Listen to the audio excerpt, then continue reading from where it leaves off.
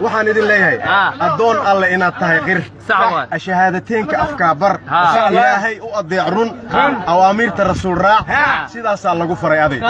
u bishaaree bulshadoo dhan bidcad iyo shirkiga baddii xir beeca alloo barakay dheh baryaha khamiis iyo isniin soon ilaahay baryadiis badi salaadaha rugnigiis sax wuduu'yada sifadiis sug rukuucyada ku sugnow in sujuudyada sanka dhuka dhig sunooyinka haka tegin wad hadduu ruux muslim galo gaf haka gees marina gartiis gal garabsiin dhaaf ku garsoor xaq keligaadaa lagu gelin god waxbana kuuma galaan gun ku tarbiyey ubadka 7 jir kan tacliin diidka naftii tun tajwiidkii diinta tafsiir bar waxa tawfiiq aan lahayn tuf yaan la taagnaan tubtii xun labadaa waalid wax weyn tar walaalii qaraabo wax qeyr far kan wax ku diido wanaag tus wehelkii gooye adlee wad wasiyada rasuulka wa taariikh dadkiina maqanow ummadda walaalihiina duruufta hayso soo afuriya ma sha Allah